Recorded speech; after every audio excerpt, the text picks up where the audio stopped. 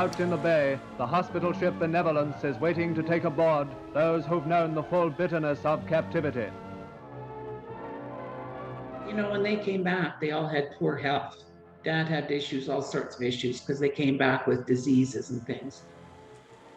He had malaria, I believe, and I believe that he had a berry aneurysm that caused his death. He bled out in his brain at the age of 55. Was that caused from a trauma injury that happened while he was in captivity? We don't know. He never drove a vehicle, never had his driver's license. Doesn't that knock your socks off? And then they went off to war at 18, you know. When he came back, he wasn't able to pass his driver's license, you know, because of his eyesight. Dad had dysentery, had very had, he used to call it hot feet, but I don't know if there's a medical term for that or not. But Dad always slept, no matter how cold it was, with his feet outside the blanket because they were always hot. You know, even to the day that he passed away, he just would not have his feet covered. So much of our growing up was tiptoeing around.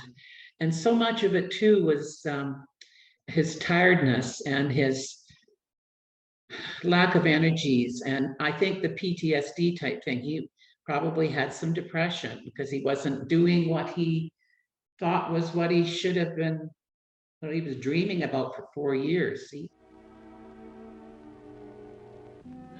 My uncles, my aunts, my mom, they went through a harder life, I would say, because of post-traumatic stress that occurred from his capture and what he went through as an individual, a soldier. It's something that unfortunately came out when he was drinking. He would have flashbacks, objects, things that he would see would bring back. There's a whole other story, and that's what happened to the wives with children, and the moms and dads of soldiers who left, who didn't know what had happened to them for almost 4 years. You know, you take 4 years out of a relationship, and it has its negative factors, and it was very evident in our family that times were tough for them to cope, to understand what each other did for 4 years.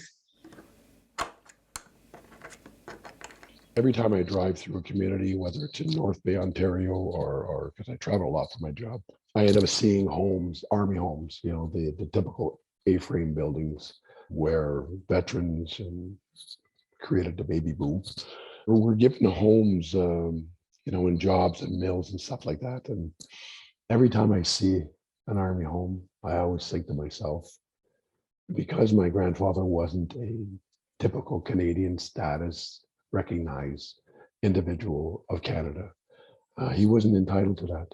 Had he been allowed to have one of these homes and maybe a job in a mill, would my grandfather be exposed to probably services for his PTSD at the time, had he been in the right system?